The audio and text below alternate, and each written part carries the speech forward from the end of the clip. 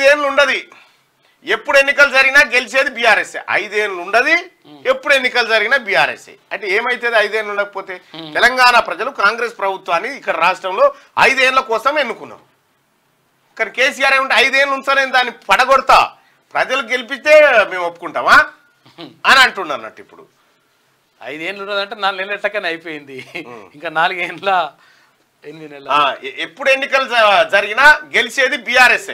ఇంకా ఏడ బీఆర్ఎస్ పాడా? ఇంకా బీఆర్ఎస్ ని ఇవ్వడం పట్టించుకుంటుండా? దాని టాపిక్ ఇవ్వడం మాట్లాడుతుండా? పిసపిస అవుతున్నాడు పాప. ఏదో ఆడికి వచ్చే జనం కూడా 20 ఇరిగిందట, ఆఖరి ఇట్లా చూసాన పోదామని వస్తున్నారు తప్ప నువ్వేదో నువ్వు చెప్పే అబద్ధాలు, నువ్వు చెప్పే డైలాగులు ఇన్ని 10 ఏళ్ల వాటికి అవే కదా చెప్పినాయి అని బరేవాయి మాటలు. రాష్ట్ర పునర్నిర్మాణ ప్రక్రియ మిగిలే ఉందట. ఒరే ఇంకా ఇంకా మిగిలి ఉందట. అప్పుడే ఏమన్నాడు, బంగారు తెలంగాణ అయిపోయింది ఎప్పుడు అని, కాళేశ్వరం ప్యాకేజ్ ఏరిపోయిందని చెప్పి మళ్ళీ ఇప్పుడు ఏమంటుడు, ఇంకా మిగిలే ఉన్నది రా పునర్నిర్మాణం అంటుడు. ఈ అమ్మ ఈయనకి అప్పచెప్తే పుట్టుకున్న ఈ పునర్నిర్మాణం ఏం చేస్తావు సార్ అని మళ్ళా ఇదే బంగారు తెలంగాణ మీద కాళేశ్వరం అది ఇది ఇది మన్ను మశానం కట్టి ఖతం చేసే కార్యక్రమం. ఇంకా పునర్నిర్మాణమా? నువ్వు తులం బంగారం తుస్తూ రావులి అబద్ధాలే. కాంగ్రెస్ సర్కార్కు తోకా తొండేం తెలియదు. ఈ తోకా తొండేం తెలిసినటువంటి మనిషి ఏమో తటక్కున జారిపడ్డాడు బాత్రూంలో. అన్ని తెలిసినోడు ఆకిట్లా జారిపడ్డట్టుగా ఇన్ని తెలిసిన తోకా తొండేం తెలిసినటువంటి కేసీఆర్ ఏం చేసిండు, దశకిపోయే ప్రాజెక్టు కట్టిండు. తోకా తొండేం తెలిసినటువంటి కేసీఆర్ ఏం చేసిండు, డబుల్ బెడ్రూమ్ ఇల్లు ఇస్తా అని మోసం చేసిండు. తోకా తొండేం తెలియనటువంటి కేసీఆర్ ఏం చేసిండు, దళితులకు 3 ఎకరాలని చెప్పి మోసం చేసిండు.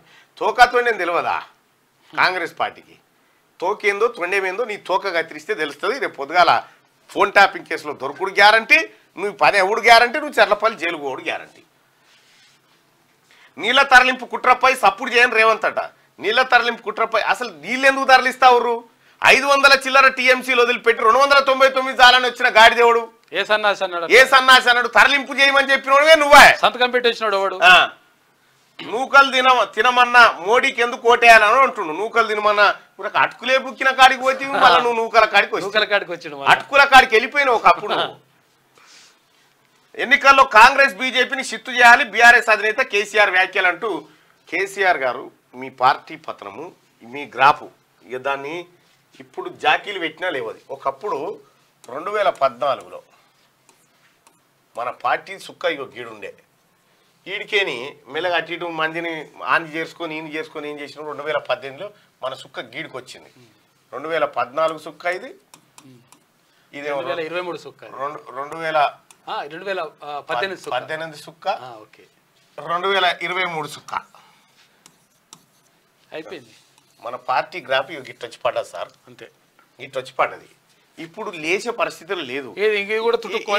ఇది జూన్ 4 తర్వాత, జూన్ 4 2024 కల్లా ఇగో ఈ సుక్క ఈడికొచ్చి ఆగుతుంది.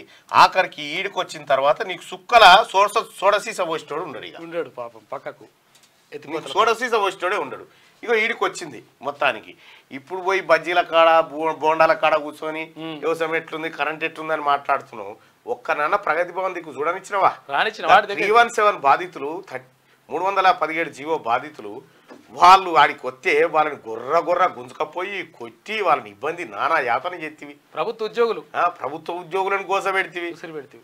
అలా కేంద్ర ప్రభుత్వ ఉద్యోగితో సమాన జీతాలని చెప్పి మా జీతం మాకు ఇస్తే చాలని సార్ కాడికి తెచ్చినావు.